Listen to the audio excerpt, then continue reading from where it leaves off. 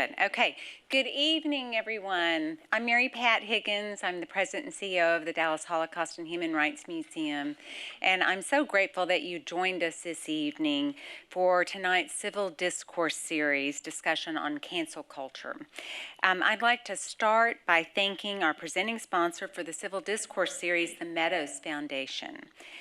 And our community partners for tonight are Big Brothers Big Sisters Lone Star, Denton Black Film Festival, Human Rights Campaign Dallas Fort Worth, Jewish Family Service of Greater Dallas, Legacy Senior Communities, Mosaic Family Services, Project Unity, St. Philip's School and Community Center, and Temple Shalom. Thank you all to our community partners for supporting us, for your partnership. I can't tell you how much we appreciate it. I'd also like to thank our board members, our museum members, and our volunteers who are here this evening. We couldn't do what we do without you, so thank you so much. If you are not part of this museum family, I encourage you to figure out how to get engaged. You can go on our website and figure out how to become a volunteer or be a museum member, and we'll send you information about programs like this. So please join us. So the goal of our Civil Discourse Series is to present multiple sides of a thought-provoking topic through respectful conversation. We started this a number of years ago when we saw that society was becoming more polarized and less able to have these conversations. We see our role in the community not only as an educator, but as a convener, serving as a place where we can gather to learn from one another. So I really appreciate you being here tonight to learn and hopefully have an open mind. Tonight we'll discuss cancel culture, and we'll leave plenty of time for questions at the end of the program, so please write your questions on the note cards that we provided, and staff will come around and pick them up when we'll do our best to answer as many as possible. Before we get started, I'd like to briefly introduce our esteemed panel with us this evening. Ernest Owens is an award-winning journalist and CEO of Ernest Media Empire, LLC. I missed that. What did you do, Ernest? Oh, okay. Ernest Owens. He's the editor-at-large for Philadelphia Magazine, president of the Philadelphia Association of Black Journalists, host of the podcast Earnestly Speaking, and author of the upcoming book, The Case for Cancel Culture. Wow, what a self-promoter. The Case for Cancel Culture. Past honors include the 2022 City and State PA Pride Power 100 list, the 2021 Most Influential African American list by the Philadelphia Tribune, and the 2020 Sigma Delta Chi Award from the Society of Professional Journalists. Next, Jonathan Rausch, who's at the end, is a senior fellow at the Brookings Institution and contributing writer for The Atlantic. He's a prolific author in the areas of public policy, culture, and government. His latest book is The Constitution of Knowledge, A Defense of Truth, a spirited and deep-diving account of how to push back against disinformation, canceling, and other new threats to our fact-based order. He has also written on topics as widely varied as agriculture, economics, gay marriage, height discrimination, and animal rights. And Emily A. Vogels. She's a research associate working on internet and technology research at the Pew Research Center. Much of her recent work has focused on teens' digital lives, the tone and tenor of online discourse, and the digital divide. She received her PhD in experimental psychology from the University of New Brunswick with a focus on social media use, interpersonal relationships, and sexuality in the digital age. I need to talk to you about that later.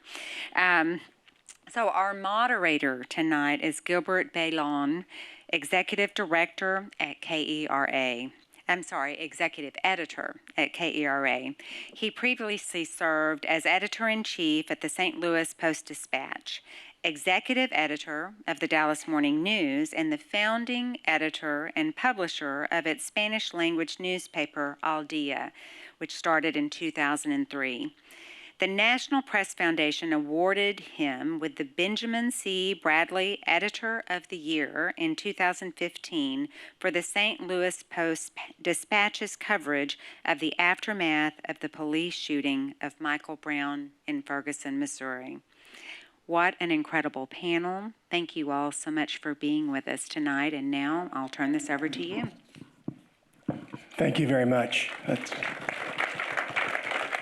First of all, this is just a tremendous facility. I think everybody who's came here, this is just a great place to have a really in-depth conversation like this.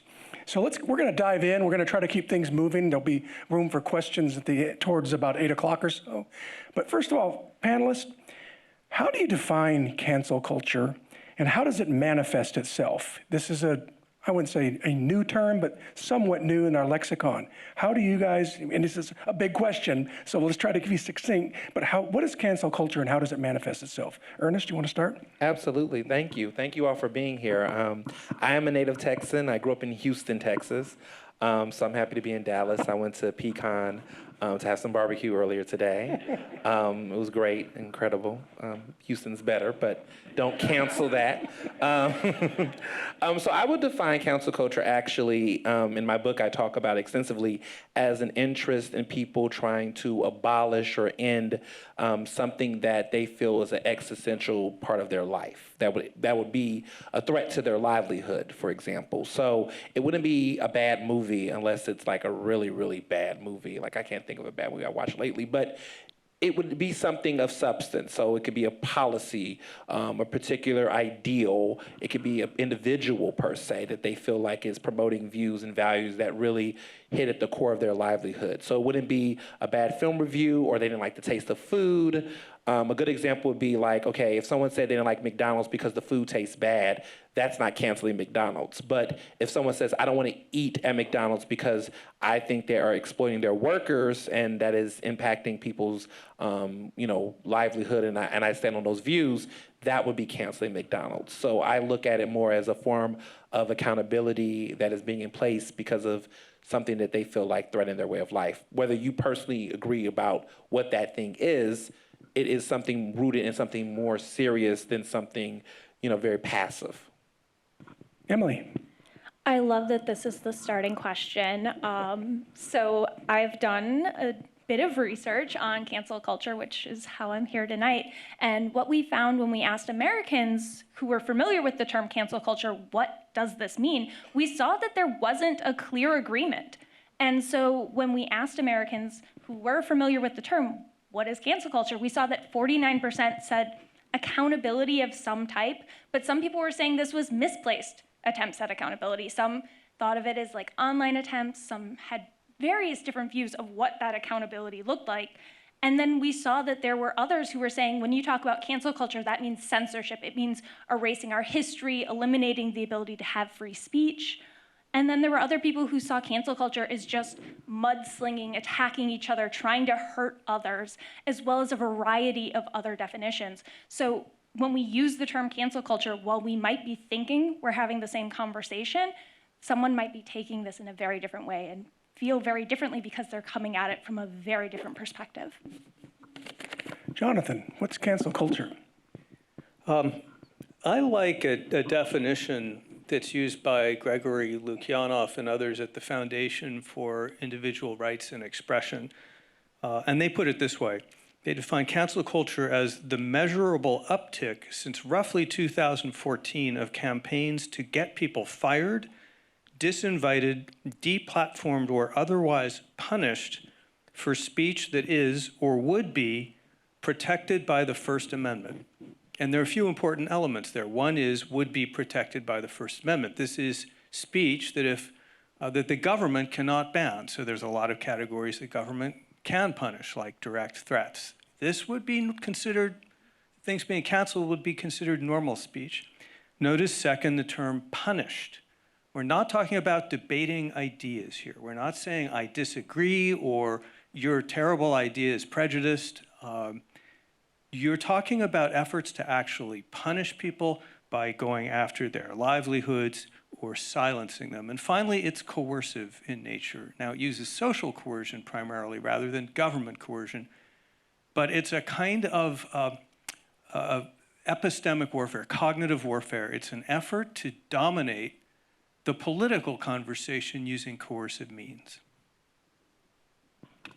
Thank you very much, panel. So cancel culture, because it has different definitions, as you said, how does it embody itself with people from different political backgrounds and perspectives? They use it in different ways, correct? So let's talk, we talked about this, Ernest, a little bit about different, not just politically, but in their own lives. Very divergent people feel they're either being canceled or trying to cancel somebody. How does that manifest itself? Again, panel, give any examples you have of how divergent people could embrace this or shun it in some cases as a negative? How does that work? Well, I think for starters, I think it's all about where you're coming from based on identity. I think that there are ranges of how people are canceled, or the range to which they do and how long, and all those things are shaped by individuals' identity and how they see it. I try personally to get out of the political binary of what cancel culture is, because if you do it on this is a conservative way, this is a way that liberals do it or progressives do it, you'll find that both of them are doing the same thing, but they're doing it in the name of something different. So, for example, when you look at conservatives, there has been for many decades this moral inclination based on their moral views, which is also based on religion, Judeo-Christian values. Often they would cite the Bible, they would cite their faith as in what guides them to counsel, even if they weren't calling it counsel. Because remember, before it was cancel culture, it was PC culture, it was the Red Scare, it was the Salem witch trials. We've been canceling people since God did with Adam and Eve. Like, canceling has been a thing forever. We just didn't call it that. It would be remiss of myself to say that we're right now in the Dallas Holocaust Museum. There was cancel culture. The Holocaust is an example of canceling, right? Canceling people based on beliefs and ideals that did not align, right? Hatred is a form of counseling, right? There's different ways you can see it. And so throughout history, we have seen this type of thing shape in political binaries. But what I would like to do for 5 seconds, and what my book hits at, is that when we take this away, cancel culture is a power struggle. It's a power struggle between those who have something or hold some level of authority that others don't. And those, for whatever reasons, whether you think they're good or bad, I don't believe that you can assess cancel culture as a negative. Some of these definitions I've heard, they're slanted based on this idea of, punishment. But I look at it more in the sense of justice.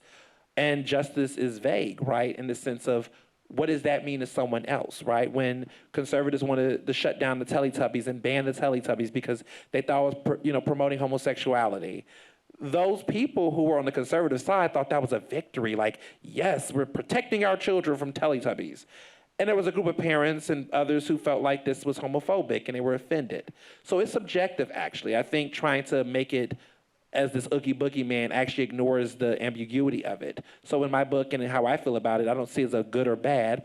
I've seen bad ways of using it, but I look at it as a tool. I see it as a democratic tool. And I think that it's the ways that people interact with powerful figures. Those who think cancel culture is a bad thing are often people who are in positions of power where they see their privilege being challenged.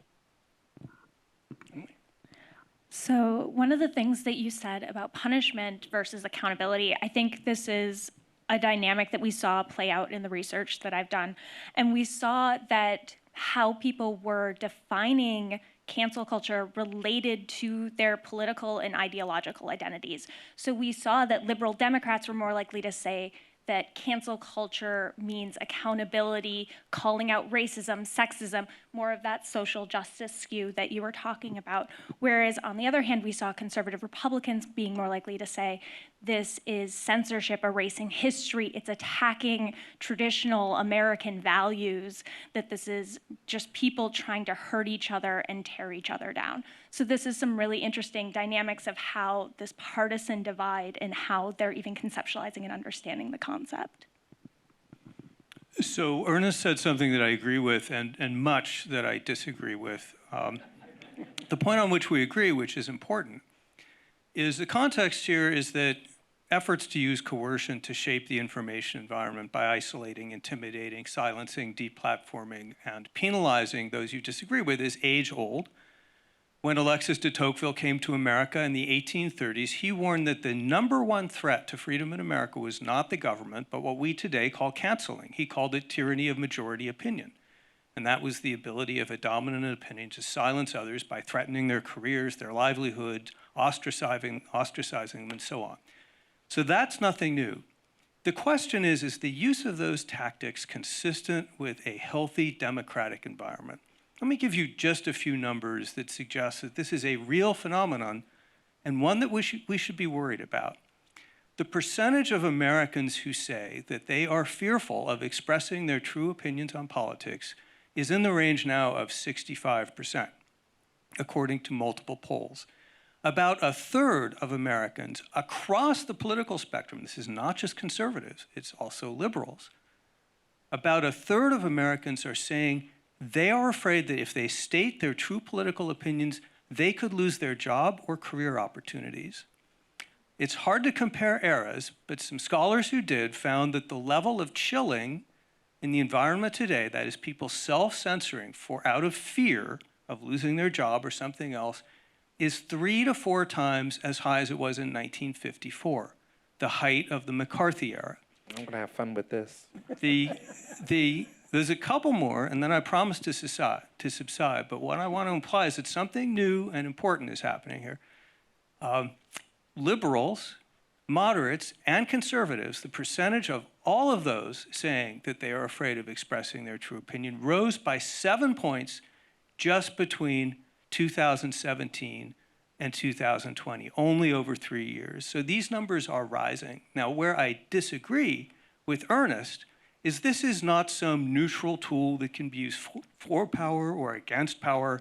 Censorship, coercion to silence, reduces the ability to hear the things we want to know and say the things we need to say for the benefit of minorities like me, American homosexual. I'm married today because 2 generations were able to speak out at a time when massive social coercion was used to keep us quiet. Ernest, you want to respond? Lots. So I think the first thing is that we need to just scale back a little bit. Where did the term cancel culture come from? The actual term cancel culture. Yeah, it came from Black people on social media.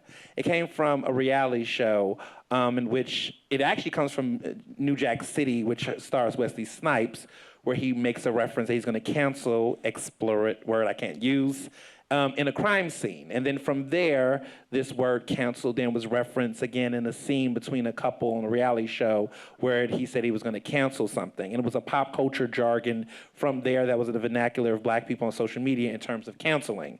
And then you know what happens when, a group of cool people do, politicians pick up that language and then they ruin it, like the word woke. They ruined woke. We can't even use woke anymore because they just took it and ruined it and redefined it. And so that's what they did with cancel culture. They took this word that was used as a slang word amongst people and then took it and blew it out of proportion, didn't know what it meant, but thought it was catchy. And then they mass produced it out in the world so that a lot of scholars can then use this term as the Oogie Boogie Man, the same way they did PC culture. Remember PC culture? Remember call out culture? Like they took these things that were integral in a small group of people who were using it in a way that really wasn't meant to be, taken seriously. But then it was politicized in a way where then they used it as a fear tactic to scare people into, dissent. So what happens here in these conversations is that I have that question about what was said to be 1954. Well, who had rights in 1954? I didn't. My ancestors didn't. My grandparents didn't. And what we've seen in society is that we're saying that there's this majority dissent that's stopping people from getting jobs. Who? Whose jobs? Who are these people that are scared? What's the identity of those people in those surveys? I can take a wild guess of what, regardless of political, but what is the identity of the people who did that survey? It wasn't people that look like me who did that survey. Can I give you some examples? Because some of them are people who look like you, and Right. a lot of them are people who look like me. Right. Meaning gay. But there's a difference here, because I'm also gay. And our experiences are very different, I would argue. And I think our viewpoints are very different in how we look at the society of where we're at. Where we were then, I would argue, from the 1950s and before, was in a time where there was a group of people who had a lot of power. and that power was unchecked. They could live in a world where they can say whatever they wanted about women, about queer people, about black people, and there was no like actual consequences. Like if you look at TV back in the 1980s, the 90s, even the early 2000s, some of the jokes that would fly, that would marginalize and offend people, that stuff was unchecked and people thought that was okay. And people made tons of money pushing stereotypes and actually pushing other ideals that actually led to the subjugation of other people. That was okay. And then as more people got rights who never had rights, they also had a say at the table to be able to say, hey, that's not okay. You can't say that. And there is a power struggle in society today where a lot of those people who were not used to being told, hey, you can't do that, they're feeling as though they're now oppressed because those people who were oppressed forever are now getting a say in the conversation.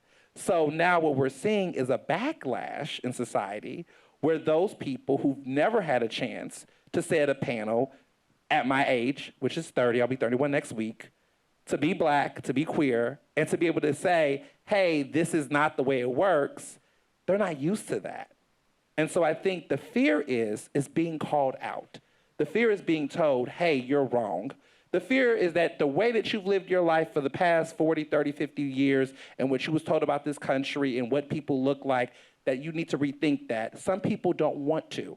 They don't want to share a space. They don't want to give up a seat at the table because they've held on to it. They don't want to actually make this country as open and as diplomatic, as diverse. They say that, but they don't. And so what we're seeing here is a fear to say the things of, I don't want to give up my seat. I don't want to change my perspectives on these things. I don't want to evolve with society.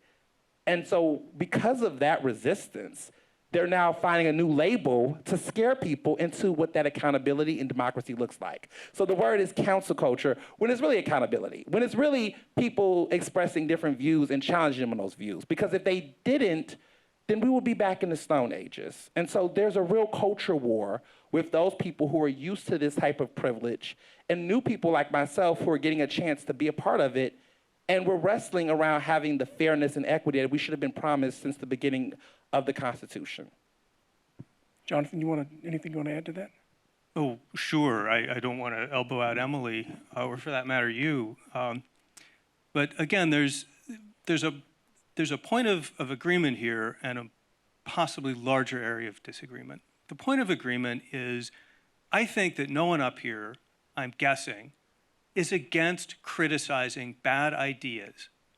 That's how Ernest and I and a lot of other Americans got the rights that we now enjoy. A guy named Frank Kameny, 1958, fired by the government, unlike most homosexuals who were fired for being gay, was relentlessly critical of the Congress. The government went to the Supreme Court, ran for Congress, led the first protests in front of Independence Hall and in front of the White House in 1965, would not shut up. And that's how we got our rights. And yes, he was mercilessly critical of the power structure.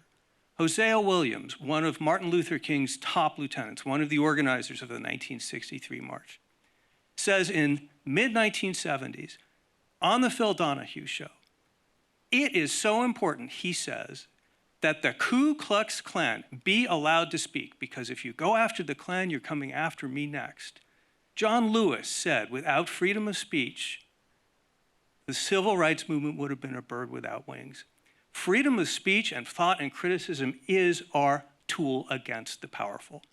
Where I draw the line, and where I think more of us should draw the line, is between criticizing the idea in a rational way, with some evidence and with some arguments, and yes, sometimes in very firm, sometimes even strident language, versus going after someone's job, destroying their reputation, their livelihood. Frequently, canceling involves lying about what they say, ignoring their whole history, reducing it to a single word in a single tweet, changing the terms of the debate randomly so people never know what it is that gets them fired, promising to go after the people who defend the target of canceling, a secondary boycott. That was a famous tactic used by McCarthyites. Orchestrating these campaigns in order to get people fired. That's where we should draw the line, when it becomes an effort to punish the person instead of to punish the idea. Emily, what does the data show about how people feel, the tether between what Jonathan was talking about, free speech versus having the ability to hold people to account? I mean, where's that line? Is it in general, how do average folks, not politicians, how do they define freedom of speech versus my right to hold people accountable? So this is a tension that we've seen in our work before the term cancel culture made it into the mainstream. We asked questions in the past about, should people, when online, be able to speak their minds freely, or is it more important to make sure that people are safe and welcome? And we saw in the past that there was this tension where, people were kind of split, but over the years we've seen this grow increasingly partisan and become a very stark difference in opinion. But even the conversations we were hearing just now from Ernest and Jonathan, we were hearing some of the things that we heard Americans talk about when they were thinking about why they see calling out potentially offensive content online as accountability or punishment. Those on the accountability side are saying, this is important, words matter. We need to make sure that people learn from these errors and that there should be, accountability in place so people can't just say whatever. Whereas people on the other side, on the punishment side, were more like, people aren't considering the whole context. They're trying to limit what people are saying. They're trying to eliminate voices they disagree with rather than actually have a conversation with them. They also talked a bit about people having very different definitions of what is offensive and the best ways to approach that. We see the differences of the best ways to approach things when you have these types of disagreements of whether it's an opinion, morals, all these things. So it is this huge tension that's going on, and we see Americans talking about it and struggling with it as they try to find that balance. Jonathan or Ernest, anything you want to add to that? Yeah, I think for starters, I think what's important to note, I don't believe that everyday people get canceled. Everyday working people are not getting canceled. I think that there's a huge drama that happens where people talk about, oh my goodness, I lost my job because I said something racially insensitive. Well, there's a code of conduct. In society, we actually have like moral codes that we apply to. When we apply to jobs, there's codes of conduct, there's certain policies we as everyday people are being held accountable to. It's actually the most powerful people, those people who are like the Dave Chappelles with millions of dollars and don't really have to be, the Harvey Weinsteins, the Bill Cosbys, the R. Kellys, right, who have so much power and influence where you can't simply just tell them they're fired.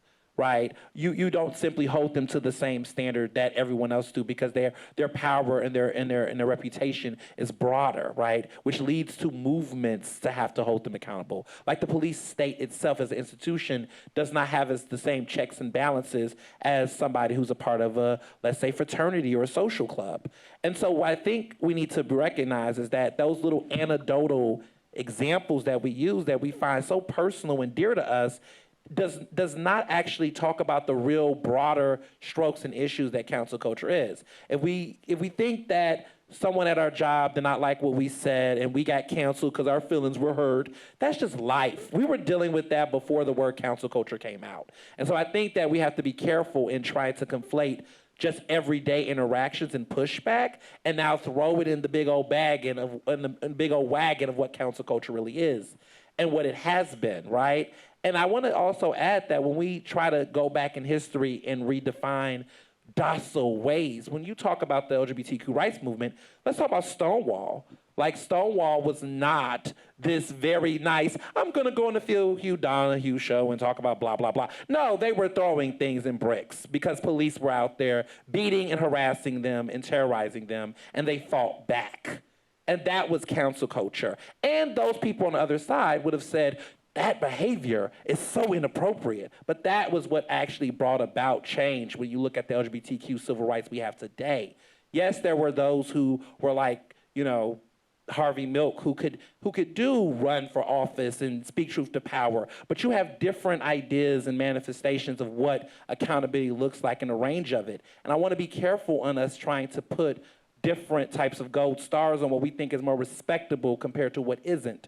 Because history will tell us that our oppressors and those who were offensive trying to appease to them of what they think is civil will never actually lead to any liberation or any real justice, because what their viewpoints are about that matter isn't the same as ours.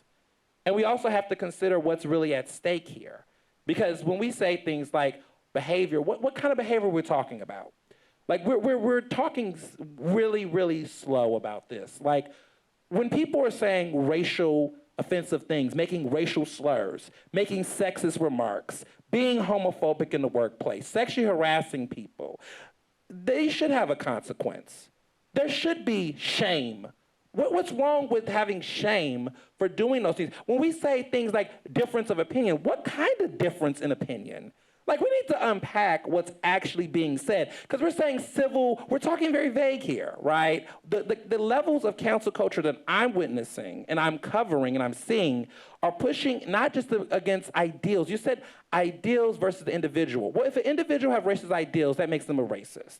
And should I tolerate racism? Should I be okay working with a coworker that's racist? Or should I be in a position where I don't want that person to be there? Because when we're sitting in this Holocaust room, we're talking about, in this museum, we're talking about bystanders, culprits, and individuals. Are you a bystander to hate, or are you someone that's actually going to be proactive in fixing it? Because history has shown us that when you sit back and you see people have views that are problematic, simply agreeing to disagree will not be enough, because that's how you get to terror. Oh, I think agreeing to disagree is where pluralism requires us to be in a democracy.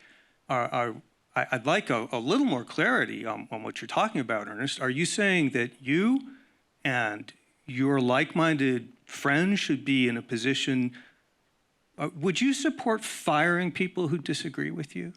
I'll give you some context. I'm for about firing people. It's not about agreement. No, let me push back on this. You said, would I fire people who disagree with me? Disagree with me on what? My livelihood as a queer person? Absolutely. My livelihood as a black person? Absolutely. You would fire a person, let's say... I'll fire anti-Semitic, yes. How about someone who says that homosexuality is intrinsically disordered? Would you fire that person? If they're bringing that into the workspace, yes. Well, what if they say it to a colleague? In a workspace, they should be fired. What if they tweet it?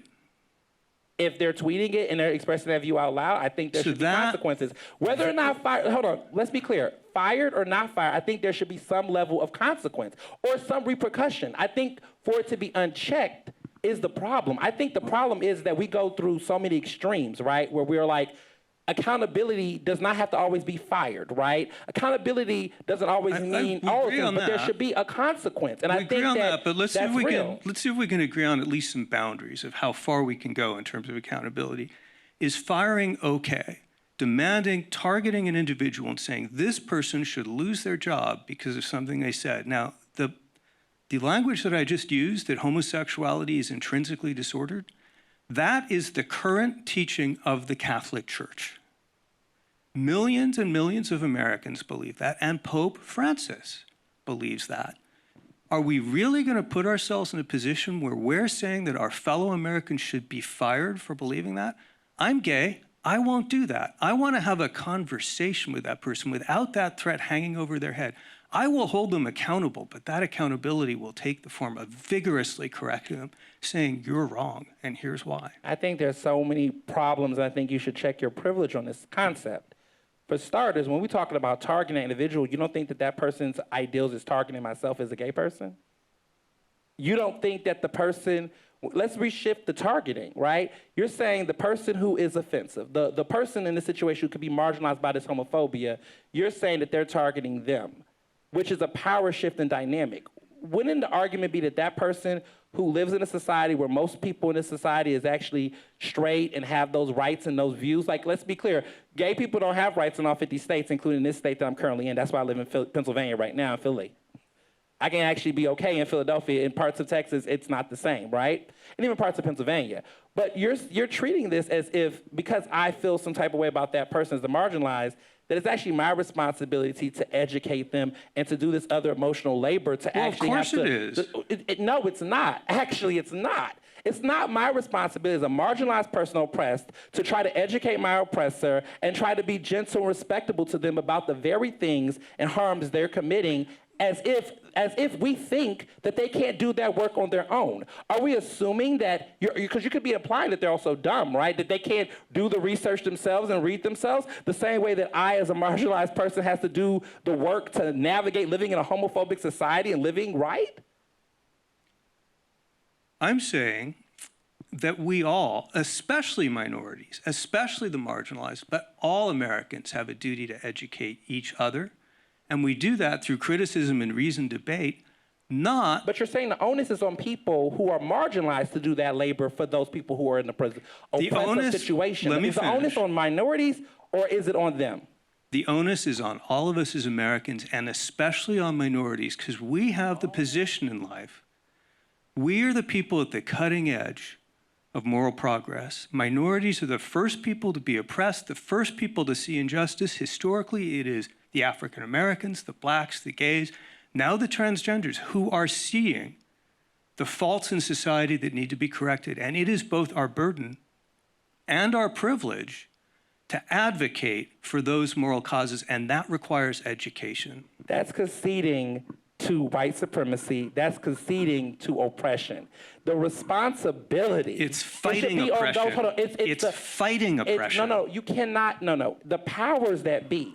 If you this is how powerful people get let off of accountability. Because you're putting the responsibility on those who are getting their foot pushed on and pressed down to be the ones that have to then deal with those. That's why I'm saying there's a difference in experience here. Because as a black, queer, millennial person that has to navigate living in society through all of the oppressions and legal issues and legislative issues that I have to deal with, you're now asking me to do the other additional work to then educate and inform the people who are doing this work to me while dealing with my circumstances, and they're completely off the hook if I don't do it. So what if I am too tired to do it? So then that means that it's okay for them to be where they are? Or do I just go to Stonewall, throw a brick, and get some progress? I can't tell you what you should do, but I can tell you what we did. So the cause of my life, starting in 1995, was same-sex marriage. My father told me, I get a little emotional talking about this, so I hope you'll forgive me. My father told me in 1995, when I was about to write my first big article in favor of it, don't go there. Not because he was homophobic, but he warned me that just taking this position would mark me for the rest of my career as a crazy person and not a serious journalist. And in 1955, that seemed very possible. Well, I can tell you that spending the next 10, 12 years, all of us, not just me, going door to door saying, please, Mr. Straight Person, can't we have equal dignity? Can't we have the same things you do? Won't you give us that? Yes, it felt demeaning. Yes, it was hard. Yes, it was also the greatest privilege of my career. We changed society. We fought for justice. You don't win justice by sitting on your sofa saying, those other people, it's their burden to change. I wish it worked that way, but it never will. All right. Let me switch gears here a little bit. Very familiar to the people here in the audience. In our area, there are schools that are pulling books, banning books. We have the whole debate over critical race theory. We have people who are trying to counter misinformation on social media. How does this fit into the cancel culture debate? Social media being a big part of this, what's the role? This social media is, again, on the scheme of humanity, fairly new. What's that dynamic been for these topics here? How has it fueled that? And why is it happening now? Some things that seem like we're kind of going back in history about some of these debates, changing history, saying don't read certain books. I would like to hear what you have to say. Is that cancel culture, or is that a different dynamic? I absolutely think it's cancel culture, and I also want to add that, and it's funny because early in this conversation, we talk about education as if these people don't already know. What we're seeing with people who are trying to ban critical race theory in books of education, they absolutely know what they're doing. It's prime evil. And so I don't believe in educating evil people. If you're evil, you know what you're doing. You're doing it so well that you're actually making laws to do it. You got Harvard law degrees, and you're in office and power trying to do everything in your power. I mean, that's almost like thinking like, oh, I don't know, I'm gonna go and try to educate, people back in the 1940s who were bigots, who were trying to exterminate people, and think that getting their hearts and minds is gonna make a difference. In those situations, you recognize that when there's evil, you fight at it. and you push against and you resist. And that's a very different thing than trying to educate, because education is one tool we can have, but we can also fight back and resist. And that's what council culture provides people. Boycotts is council culture. Pushing back is, because they're doing the same exact things to us. It goes both ways. Like, council culture isn't a progressive response.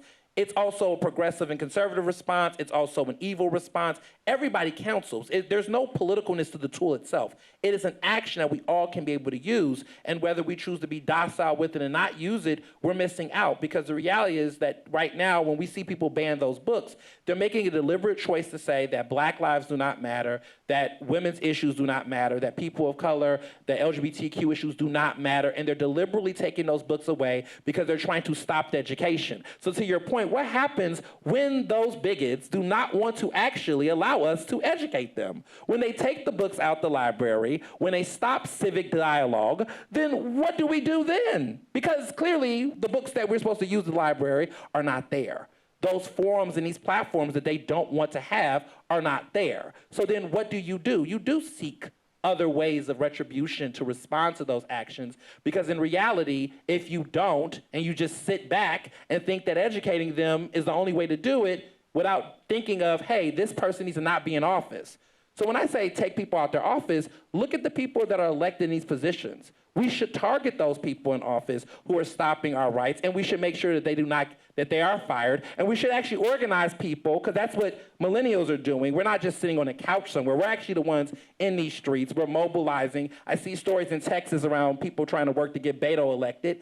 They're actually in those streets mobilizing around gun violence. We're seeing millions of young people take a stand against gun violence. They're not just on their sofas. They're trying to cancel politicians that are allowing these guns to be in our communities, and they're also fighting back against the hatred and bigotry. So it's actually, council culture is actually mobilizing them to use as a democratic tool to protest, to also boycott and do other things. Those are also things on the table other than just simply educating them. Because when the books get banned, then what else do you have? Emily, the issue of social media, how is that shaping people's opinion? What do people say in the research of national research you've done on this topic about cancel culture? How do they view social media? I know some feel we're holding people to account, some people being punished. How would you read what the kind of the mood is across the different opinions with social media? Social media is a challenging topic. So I am part of the internet and technology team. So beyond just cancel culture, we study social media, and people have complex views about it. Some people feel like it's a great uniter of people. Some feel that it is grouping people together and they get into their echo chambers and then become more radical. It's a very challenging topic. And when it comes to cancel culture and thinking about social media, when we ask Americans about why is it calling someone out accountability, why might it be punishment, we see that there's disagreement about, we didn't prompt them with this question, but people were naturally bringing up whether or not social media and online spaces were the venue for this. Some say if they are bringing this on social media, you need to be talking to them there. Words online matter, and we need to hold people to account if they are saying something online, where other people are saying that social media is not a productive place for these conversations. People can hide behind a screen. They might say things that they would never say to someone's face, and that if you have an issue, it's best to talk to someone in person to try to work this out. And if you are so offended by what they're saying, perhaps some folks say, block that person. Don't interact with them. You don't have to interact with someone online if you don't want to. So there's this tension where people are really uncertain as a whole of the best way that social media can be a part of this and whether it should be a part of this. But that's the rub in all of this, because some people are saying this is a tool that we can use to our benefit, and others are saying that tool that you're using, I think, is an ineffective tool. And so it's just a great disconnect between these two groups. And so how do you try to bring that together? That's a challenge. I would say, too, to add to that, I think there's a racial divide, a generational divide around technology. We cannot ignore the impact of media illiteracy in this country. A lot of people don't understand how the internet works. A lot of people do not understand how different communities on the internet operate and communicate with each other, right? And I see companies mess up all the time when they're trying to adapt, Black slang or vernacular. We call it AVI, African American vernacular English, when they try to market products, trying to be cool, right? And it doesn't work because they don't understand how it works. And so when companies are like, "Hey, this is lit," I'm like, "That's not the best use of that." But people will try to adapt that to sell. And so we see this on a very small, like micro level of like how people don't understand how media literacy works and how social media works. And so I'm not surprised that when it comes to political issues and expressing views, that is also the issue, given what we've seen with the 2016 election and since then, that there is concerted efforts. But one thing that I think we have to really be clear about is that when we shape these ideas in political binaries between conservatives or progressives and things of that nature, a lot of the messaging that is taking place on social media around this is being curated by the most powerful. So celebrities are drawing attention around how we feel about these issues. Elected officials do. If social media was not really important or a necessary tool, then why did Donald Trump obsess over it? Because he understood the importance of messaging on platforms like Twitter. He understood it because he's seen other people use it, like Black Lives Matter activists who use that hashtag that really helped start a global conversation. And so I think that, again, we're acting like this isn't the way everything works. I mean, yes, if you're in an office and, you can find good, I look at it like weapons, right? In some sense, people would argue that, a knife is a bad thing. It's sharp and it cuts you. But someone could say, no, knives, give you good precision on cutting food and things. It's always like that with everything else. I don't know why there's always like this sense of, oh, social media is good and bad. I think everything in life is sweet and sour. I don't think there's anything uniquely different about social media except that what I will argue is that those who are the most in power and the most privileged are threatened by social media because it gives people an outlet, an opportunity to have voice that they cannot control. And I think that this is really, like I said before, a power struggle because those who are used to controlling the conversation is feeling threatened. So there was a time where we saw with media, as a journalist, there was a time where white-owned media dominated the way that we viewed movies, films, society, political views, and ideas. And it was controlled by a very subset of people who dominated that in publications. Social media changed that perspective, that you could see a review in the New York Times and the New Yorker and all these very, very like high-end publications that will tell you that this isn't good or this is bad or whatever. But then social media opened up a floodgate of different democratic views and points that can change people's perspective on something, and that opened the door. So when I see people shaming social media aggressively, I begin to wonder why. Because is it the institutions that you belong to don't control the conversation narrative like it used to? Like as a journalist, I love social media. I lean into it because I see it as a way to get different perspectives. When we start to crack down on these opportunities to give people a platform to voice views, then we're actually being not as democratic as we claim we are. And if we cite cancel culture as the fault of social media, then we also, again, scare people from partaking in a democratic process of expressing different views and opinions. At the end of the day, you're an adult. Be mindful of what you say. I think we should all be more mindful about what we say. And why is that a scary thing that people have to go back and self-correct themselves? I think that's called critical thinking. I think that we should be thinking very critically about the things we're saying about different communities, because as we live in a more diverse world, we're in a space where we should be more sensitive and thoughtful. So if I hear people today say, they're thinking twice about what to say online, I'm like, good. Yes, you should be double checking what you're saying about women. You should be double checking what you're saying about race and religions that you don't belong to. Yes, I do it every day. I double check what I'm saying. I'm like, do I need to post this? No, that's okay. That's not suppressing free speech. You just are actually being more considerate. Have you ever thought about that? That you're actually being more considerate by actually rethinking some of the things you're saying. Should we just be out here just saying everything we think without any filter or coof? Jonathan, you've written about disinformation or misinformation. Some people would say there's censorship involved with that. What's What's your take on the role of how do we police things that could be potentially damaging? This is a big conversation in this political cycle. Some people have gotten deplatformed. Some very famous people have. What's the role? Well, number one, what is censorship, and how does that play in with cancel culture versus accountability? What's the tether there? That's a big one. You could probably talk to for several hours, but let's, 5 minutes. That's a hard one to sum up. Before getting to it, I want to take the opportunity to associate myself with something that Ernest just said, which I think is important and that you all have raised, which is I don't like canceling whether it comes from the left or the right.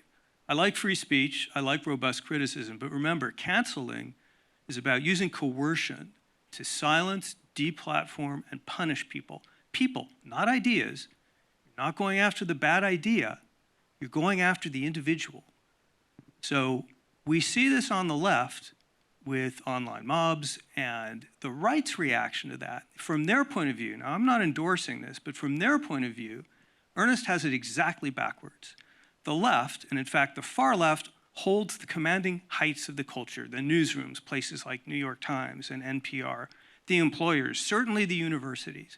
You can't say that, sex differences are fundamental without getting in trouble. This is what they say, not what I say.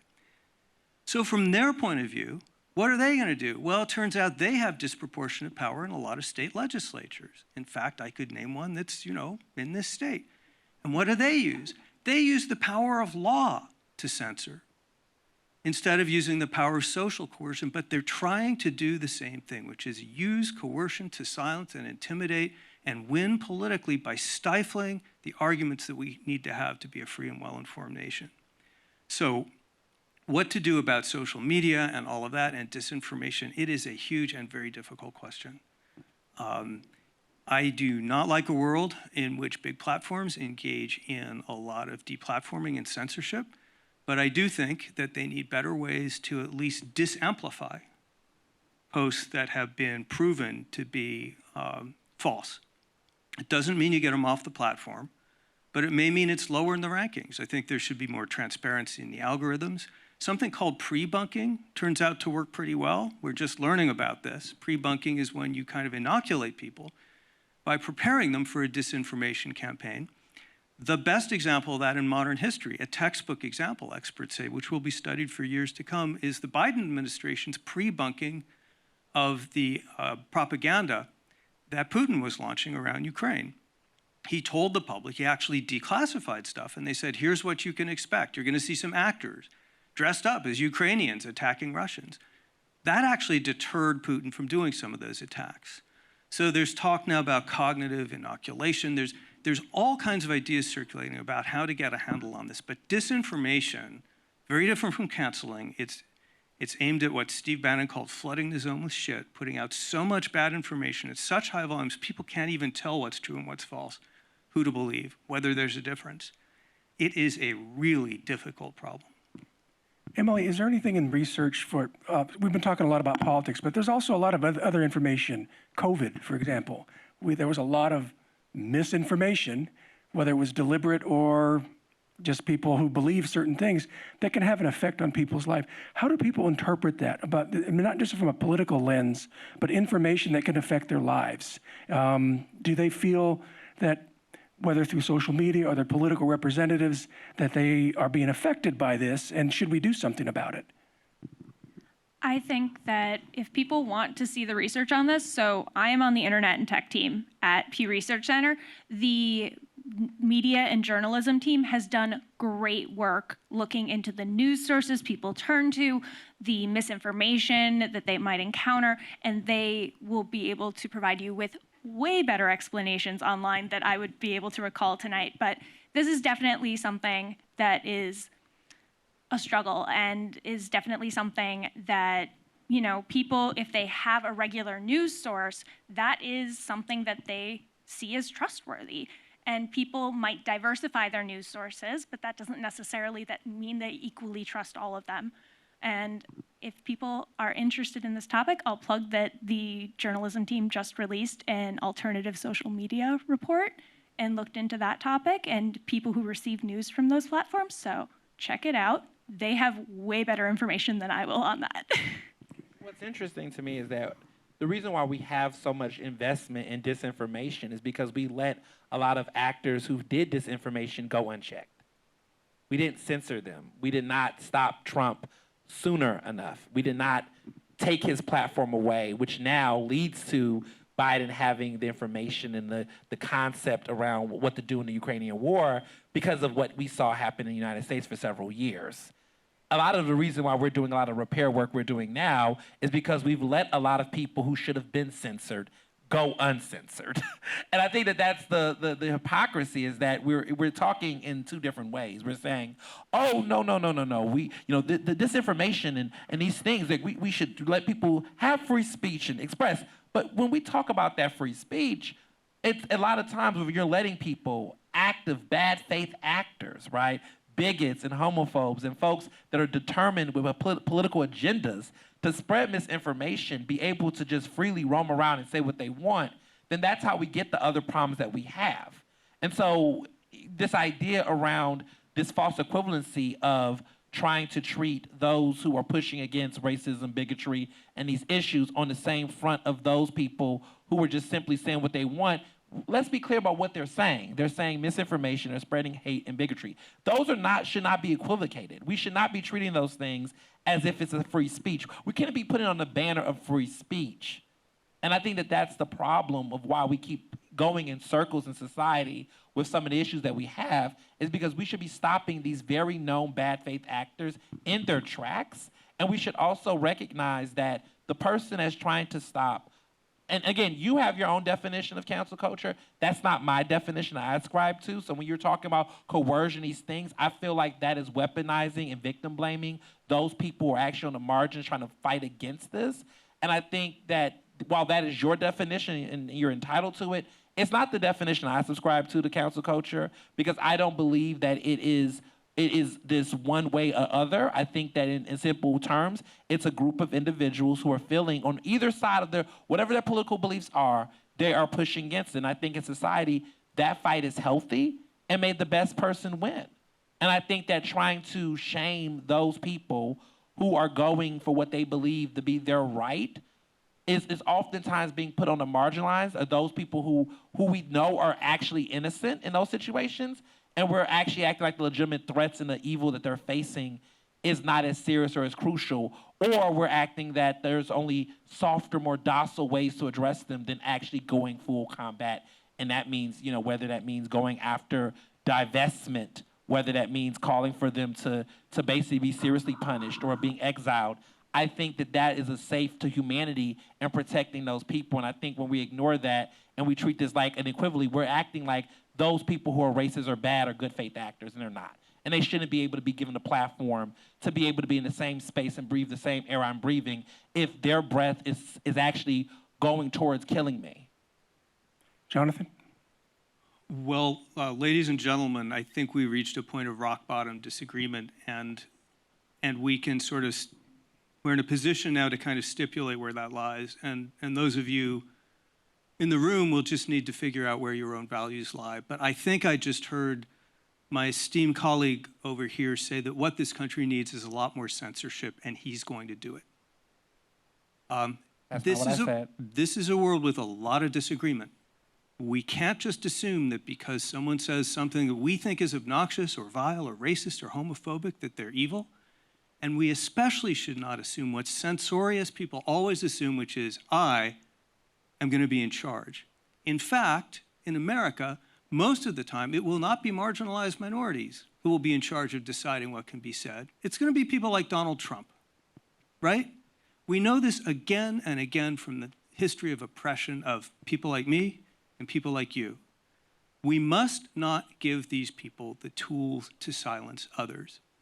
If there's one thing that breaks my heart, years as a gay rights activist, it is what I thought we were fighting for was not just the ability of gay people to speak our truths, to live our lives as who we really are, even if other people thought it was obnoxious, and even if other people thought it would bring God's wrath down on the country.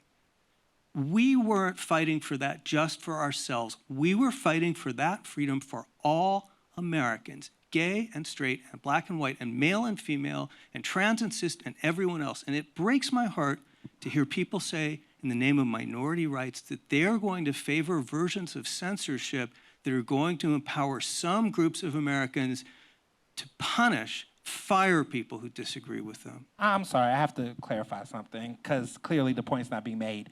We're censoring hate people. We're censoring bigotry. If hate and bigotry are ideals that you believe should have fair discourse in this conversation, then I don't know what movement you're talking about. Because the movement that I know had Marsha P.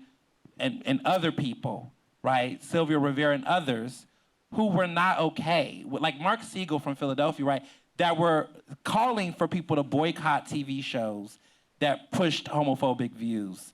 Like, they understood that words had actions. I went to the Holocaust Museum today, walked before we came here, and it started with talking about Hitler and how Hitler started with books like Mein Kampf and language about speeches and rhetoric. And we saw how it started with words, and then words became ideas, and ideas became actions and laws. And so to me, I don't know. You have a different experience, I don't know, but when I think about my parents and I think about my grandparents, and when I hear the words and the rhetoric and the propaganda, those actions unchecked leads to actions that didn't get us to this point with laws. Because Donald Trump has went unchecked for so long, that's how he got into the White House, and that's how he got to put laws in place to hurt people. And so the issue is that you're trying to escape the fundamental point around what is actually being canceled here. And what I'm calling to be canceled and censored is hate speech, is bigotry, is racism. And I think there is white guilt, because I have to just call it out, right? There's like maybe 3 or 4 people of color in this room. And it's frustrating as a person of color to oftentimes feel like defending the things that I know to be true to my existence and my livelihood in a room with people that are well-meaning people, but oftentimes feel as though that there is this equivalency here that, like, oh, we just accidentally say racist things.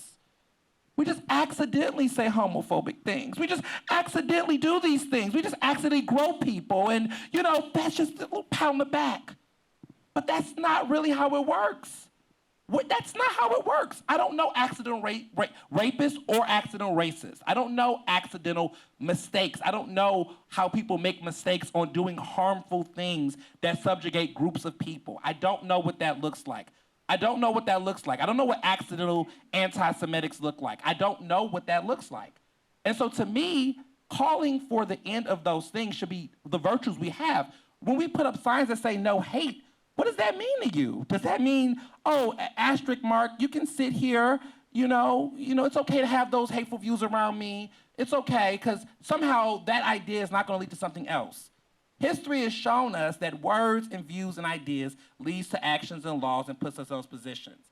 And what I'm saying is that for those people who are bad faith actors who are invested in doing this kind of stuff, they should be censored. I don't want to share space with people who have those types of views that aggressively act on them, that are infringing upon me. I don't know how to live in a society where that is, that's what we're living in now. We're acting like that's different. We live in that world now. We see the hate crimes. When Trump got into office, we saw the rise of anti-Semitism. We saw the rise of hate crimes across the end. We know what this looks like. We know our history. So for us to act like it's civil dialogue, to just simply tolerate, because that's what you're asking for, is tolerating this type of ideal. Absolutely. So you're saying that we should tolerate that. I am not okay with tolerating bigots. I'm sorry. Cancel bigotry. Can we agree on that? Can we cancel hate and racism? If we can't do that, if you think that we should live in a society where those people should exist, then we will continue to be in this type of society where people like you can be able to feel like people like me have to fight for the type of arguments and rights that exist in this space. And even if we're talking about the same movement, right? That LGBTQ movement was racist within itself. There was racism within the movement. There was sexism within the movement. There was transphobia within the movement. And if we're going to be real, okay, we let that, if you think that was ideal goals, It suited people like you. It didn't suit people like me. And I'm trying to get to a place where we can really get real about equity and equality. And if we're going to always continue to tolerate this type of hate and these types of views and act like it's all in the name of civility, that's upholding white supremacy, and I cannot subscribe to that.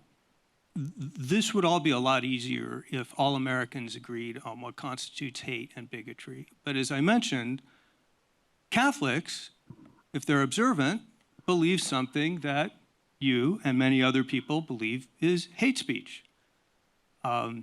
A lot of people believe that the statement that sex change is impossible is hate speech and is bigotry and should not be allowed. And now the right is playing that game. They're doing this in legislation. They're saying if speech offends someone, then it should not be allowed in the schools because then it's hateful. The problem is that anyone who favors this kind of censorship is setting themselves up as judge, jury, and prosecutor to decide what counts as bigotry and racism. And unfortunately, speech doesn't come labeled that way because we're going to have to argue about bigotry and racism. We've already been doing it. I agree. We've already been doing it. There was a time, And we should do more. But let me finish. You had a good long spell. Where we were I'm going to make my point, and then you can come in. I'm going to make my point, and then you're going to come in. I'm going to make my point, and then you're going to come in. John, why don't you wrap up? Because I want to wrap up with you guys. I want to go to the some questions we have from the crowd here, and I would go ahead, Jonathan, Phyllis. We agree. It's what I'm about to say, which I was hoping you would let me say it. We agree that hate is a problem. And we agree, therefore, that hate speech is a problem, but the speech is not the problem, the hate is the problem. And trying to deal with hate by banning hate speech is like trying to deal with global warming by breaking the thermometers. We are not going to convince people and changing anything by trying to silence them. We only drive them into the arms of the real bigots, the people like, I'm going to say it, I'm sorry, some of you are Republicans, but people like the MAGA movement who are authoritarians. We have to change minds and hearts, and we will, and we have, and it's because of the impassioned advocacy of people like you. And I want you to be free to be as controversial as you want without them having the power to silence you or without you having the power to silence them. Okay, let's go to the questions here. And this is going to be kind of a lightning round because we've got about 25 minutes, so if we can kind of keep it moving. First question, Emily, why has the Pew Center decided to do a study on American thoughts? It says, why has the Pew Center decided to do a study on Americans' thoughts on cancel culture? What was the reason behind that? So this study kept being floated as we saw this showing up in the public conversations. It was growing and growing, and we hit a critical point where we thought, leading up to the 2020 elections, we needed to do a study on cancel culture. This was showing up in speeches that were being used at that point in time, and we were like, do people know what this term means? Do they have agreement about what this means? And when we assumed that Americans will have views that are potentially divergent from each other. So how do we have a conversation about this and ask them questions that we can understand their views? So we honed in on a particular behavior and asked about, generally, when people call out material online that might be offensive, is that holding people accountable for their actions, or is it more likely going to punish someone unjustly? And this led us to have a really fascinating and nuanced understanding of how Americans were looking at the conversations and discourse that they were encountering online, that they might be engaging in on either side of this. And it allowed us to really have this, really useful understanding going into the 2020 election of what this was meaning to Americans. And we've been able to circle back on it again in 2022. And we've seen rising shares of Americans familiar with the term, which means that now there's more people who are likely, again, having different definitions of what that means. And so when we hear it in the news, that might not mean the same thing to everyone hearing it. So it's a really interesting and important topic as we move forward to continue studying. Okay, so let's keep the response. We've got some good questions here, so we're going to keep it tight. Is cancel culture a U.S. phenomenon, or is this happening globally? Whoever would like to It's jump. global. I think across the world, as far as social media and methods are. We're seeing it all across the world. We see it with Brexit. We see it right now, what's happening in Italy. I think it's a global phenomenon for sure. There is global data that suggests that people are feeling like there's sensitivities that need to be applied, or people feel that other people are overreacting in navigating these online spaces and holding people to certain standards or feeling that's inappropriate.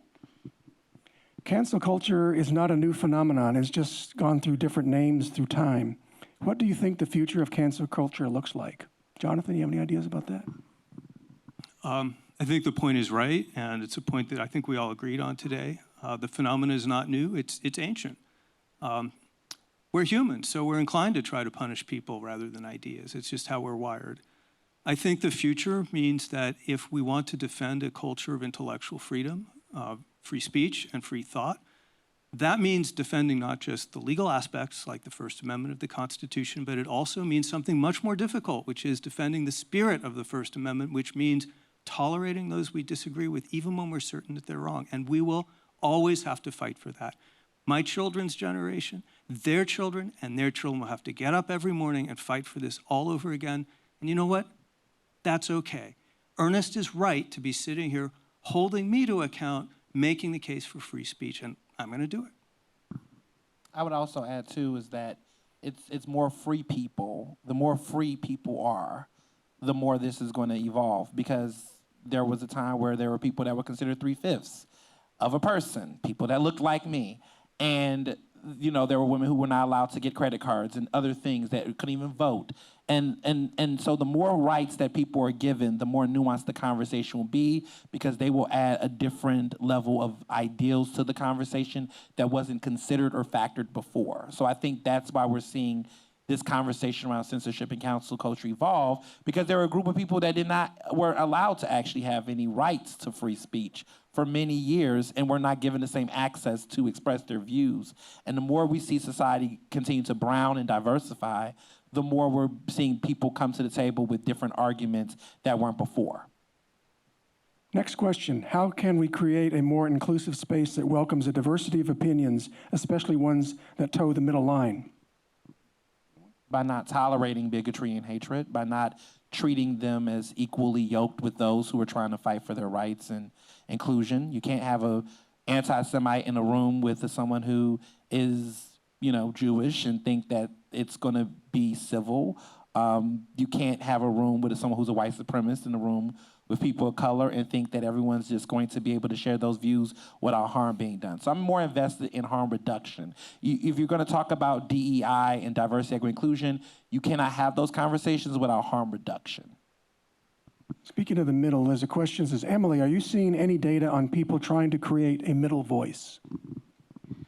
We do see in our research that people who are more ideologically moderate do not have as intense or divergent on ends of the spectrum in regards to their views. So it's worth remembering that that is the majority of Americans fall into that more moderate range. And so they are not on those two ideological ends of the spectrum, which means that they're not the folks who are standing at the two ends having completely divergent views.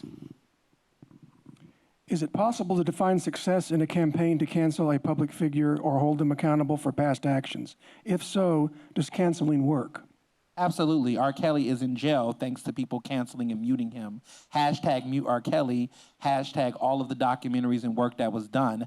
It was successful because of Black women and advocates such as myself who was encouraging that. When we look at Harvey Weinstein being Me Too movement led to people like him being behind bars after years and years of raping innocent women and not just having a platform to continue to do films and change power dynamics. So I do consider those successful, because one predator off the streets protects a lot of other people, and that was because of people deciding to push cancel on those individuals. Now we have to continue to do that with other people who continue to be predators in our society, both at the pulpit, both at the election box, and everywhere else.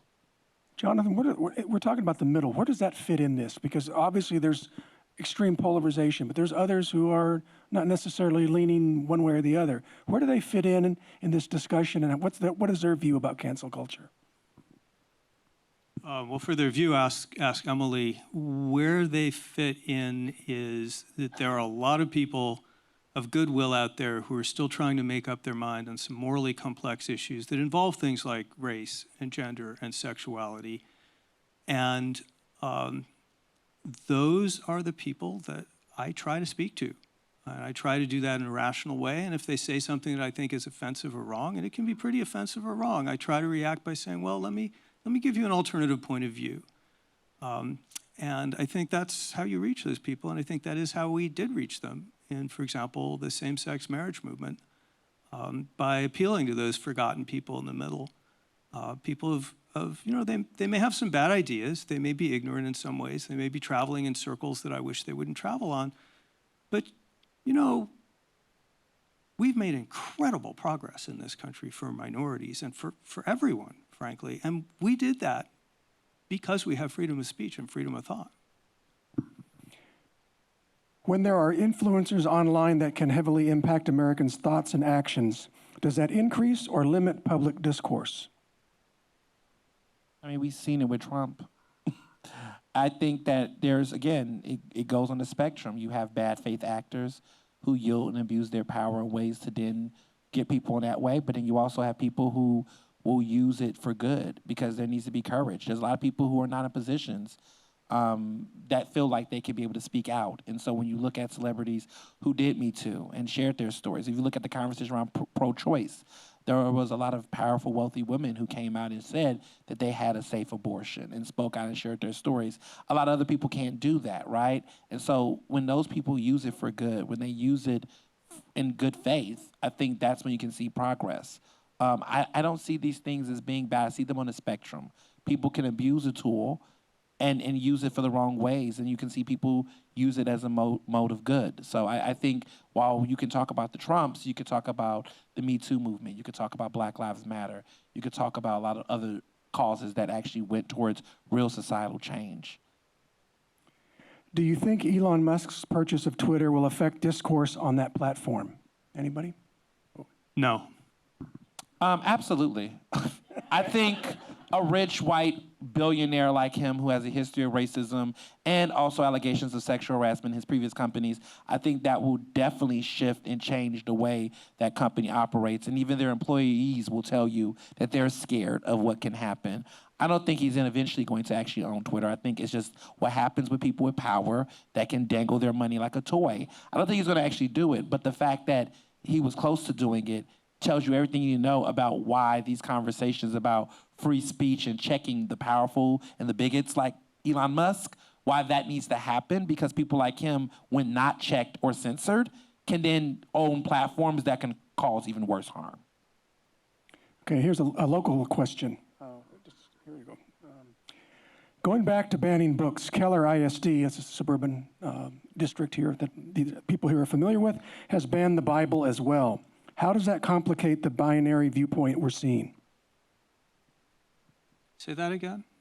Keller ISD is going back to book banning. What, ISD? That's independent school district. The Keller School District, it's in the mid-cities area here, has banned the Bible. How does that complicate the binary viewpoint that we're seeing? It banned the Bible? Yes. In all contexts, it said you can't have the Bible on campus? It removed it from the school library. Yeah, but then I don't know if it got restored, but there was debate. It did. Okay, but there was a movement to do it. A review panel went in and then restored it. But the fact that the Bible itself was on the table, how does that affect cancel culture?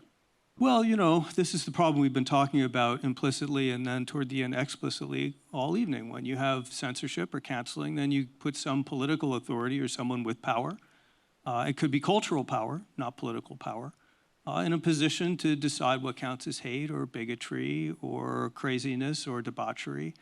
And my position is it's generally a bad idea to do that. And clearly we're seeing politicians and parents now who are taking on these movements to cleanse school libraries and remove ideas that they find unpleasant. And by the way, they're using exactly the same kind of rationale that we're hearing tonight, which is no one should be exposed to this bigoted trash. And so to me, this is all an example of why in a pluralistic society we should not be going down this road. We should be welcoming disagreement about ideas, including the toughest ideas. Those people are not real. Like, what we know about the school systems that are, like, there has been a political movement of the far right, and also think tanks and groups that have been ushering in waves of parents running for these school board positions. They're giving them propaganda and rhetoric to try to create the fear mongering amongst communities. And when you know, again, bad faith actors will do anything to try to justify certain behaviors. I mean, with that kind of thinking, we wouldn't have had some of the rights that we do have based on always considering the what if or what about isms. Like, we can't keep doing that when it comes to what's right. We shouldn't cower down to accepting racism or tolerating the bigotry that we have in society because of those bad faith actors like them who will try to manipulate these systems. What we do is we set them back. And I think that's what people kind of did with the Bible idea. But to your point, I knew personally that when it came to that conversation, the assumption is that conservatives are highly religious, and in some ways they are, that why would they ban the Bible? And I'm saying to myself that the people that's behind this movement, I don't believe that they are authentically the conservatives that people were used to back in decades ago. I think that this is clearly a very specific group that are like using political ideology to push this on like a think tank level. It's not like someone woke up one day and said, we want to ban the Bible. This is being performed out on a larger mass scale. And there's tons of stories and reports about how this has been happening they're trying to basically create that culture war, and especially during the midterms time, to bolster that this is all performative. Okay, we have time for one question, then I'll ask you all for a quick wrap. But when there is public discourse about world events that have no clear moral and immoral side, how can we avoid canceling both sides and missing the broader context? Emily? What we see Americans saying on this topic is that it's not a simple answer.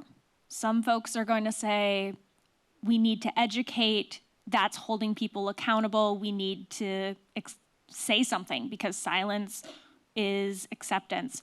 Whereas on the other side, some people will feel like movements to say something about this might be, removing their rights, taking away their ability to speak their minds, be able to express their freedom of speech. They might feel that these are directed attacks at specific groups, or that people are trying to silence people because of disagreements that shouldn't be silenced. So there's not a simple solution in Americans' eyes, and I don't think that as we talk about it tonight, I don't think there was a, thing where people walk away, it's like, this is the solution that's gonna work for everyone. It's a complex topic that's going to require a lot of debate to find that solution. So panel, what I'd like you to do, just anything that we haven't talked about, take, 90 seconds or so, a couple minutes, just to kind of round up anything, your views. But I would like to say this, which you just touched on, Emily, was really a good point. This has been a civil discourse. This has been different views. This is what we need more of. It's about information and changing ideas. And this is what we need more of, regardless of where you come down on some of these issues. So John, let's start. Anything you'd like to just kind of leave the audience with of what we talked about, or maybe something we haven't? Well, I'm still thinking about the last questioner's question. So I'll finish with a brief prelude to an also brief advertisement. The prelude is, it's all well and good for someone to sit here and say, we shouldn't have to tolerate someone who believes X being something that I think is reprehensible. But the fact is that we are and always have been a country of disagreement, and we have a way to deal with that. James Madison gave it to us. It's called pluralism, and it means sharing the country. It means it just doesn't do any good to sit here and say, I shouldn't have to listen to that crap, and I'm going to put an end to it. Because even if we want to do that, we don't have the power. And if we give someone the power, it'll wind up in the wrong hands. So we really, at the end of the day, have no alternative but to live with each other and share the country. So here's the advertisement. One way to do this is a group that I've been involved with and been a fan of. Some of you have heard of it. It's called Braver Angels. It's a national grassroots depolarizing movement, active now in every state, very local. It's all community. It's bringing reds and blues together, not to persuade each other, not to change each other's mind, not even to find common ground, but just in structured conversations and debates, where people once again learn to talk to each other as human beings and be less quick to say this person's evil because they disagree with me. And this is a skill, it turns out. It doesn't come naturally or automatically. It requires some learning and some effort, and that's what Braver Angels is trying to do. So braverangels.org, look it up, but there's lots of others. There's Bridge USA, there's Village Square. There's lots of efforts now to re-instruct ourselves in the civil art of disagreeing, and that's the direction I think we need to go in. Emily, concluding thoughts. In doing this research and listening to the conversations tonight, I think that it's very clear that there are so many different definitions of what cancel culture is. And when we use those shorthands in our language, when we hear others use those shorthands, we might not know what they're talking about. So I recommend, if it happens in your day-to-day life, asking people what they mean by that topic, because you might think that it means one thing and they might mean something completely different. And so we can see from the research that we've done that people, because they have these fundamental disagreements on what the words mean, that they end up talking past each other and not actually addressing the concerns that the other side has. And so also, if you hear people using this term in the media or other situations like that, looking at what they're talking about and trying to understand that, because what they say is cancel culture in one news story might be very different than another. And so it's not monolithic. Try to understand what people are saying, because it's not the same. Ernest. Thank you. I think that forever in this country, for the longest, is that our society and how we knew it was oftentimes spoken and controlled by people who were slave owners, rapists, liars, thieves, bigots, anti-Semitics, and others, who for a long time dictated what it meant to be a woman in society, what it meant to be queer in society, what it meant to be a citizen in this society. And we're in an interesting critical point in our country and where we are in the world where those people are being pushed back. We're seeing a resistance in society in general around what it means to be a person. And I think what's really important is that what's been missing in society is empathy and humanity. Humanity for people who don't look like us, humanity for those who've been on the margins for all time, that are now getting a taste of what democracy looked like, because we use this word so often and we act like everyone's had democracy. We act like everyone's had equal rights and protections. And some people have been born into and have inherited it, and others have not. And what we're at right now is a special critical time where we should consider what all of this means to us in a world where more people are getting those rights today. And so what inspired me to write my book, The Case for Cancel Culture, is that every single book that's been written on cancel culture that's been published by a mainstream outlet has oftentimes been written by either people that are conservative or white cisgender men. And my book is the first book to ever be written so far, making this case and making this argument by someone who does not look like that description. And I would encourage so many people that in their daily lives, those who hold different privileges and different access to capital, to resources, to actually consider the ideas and the thoughts of other people who do not exactly look like you and think like you. And not be so quick to assume that everyone has the same access to resources and privileges that you do, because that's not the reality. And also thinking very critically about where you're getting your news from and who's telling you what cancel culture is, and recognizing that oftentimes in media, because this is what research tells us, is that cancel culture is oftentimes, as the term, weaponized against minorities and those who are pushing against societal issues. And so as somebody who is oftentimes referred to as one of those people that is counseling, I would encourage you to read my book. Read from the perspectives of people who have been counseling and what they've been doing to make a difference in people's lives, and rethink your thinking on it. Because that's why I'm here today. We want to talk about civil discourse. It's not easy being a 30-year-old Black queer person coming all the way from Philadelphia to Dallas, Texas, to talk to a majority of older white people about these types of ideals and views. It's kind of intimidating at times, actually. It's kind of frustrating sometimes, actually. But when we talk about doing the actual work to change perspectives and minds, it's not actually being silent on the things that we know to be true, but actually challenging people in civic dialogue to rethink their thinking. So I'm very happy to be able to do that tonight, and I'm happy to be here. Thank you. And I'm panel. happy you were here to do it with me. Thank both you. of you. This was a really good exchange. You agree? I mean, yes. I mean, this is civil discourse with some concluding remarks here. Thank you, Gilbert, Ernest, Emily, and Jonathan. It's a pleasure to witness this discourse. We need to all go out and try to have conversations like this in our communities. Ernest, it's hard to believe that you are ever intimidated by anyone. So I'm not buying it. Thank you. Thank you for your passion. Thank you for your time. Thank you for coming to Dallas to have this conversation. To all of you, thank you for being with us tonight. Please, let's continue this journey together. It's not always easy to listen to differing opinions, but with practice, we'll get better at it and we'll be more articulate about what we believe in. I hope that you will continue to join us for programs on November 16th. We have our final Upstander Speaker Series program of the year, and it will focus on the Innocence Project. And so the director of the Innocence Project and one of their exonerees will be with us. So put that on your calendars, and I hope to see you then. Have a safe evening, and hope to see you all soon. Bye-bye.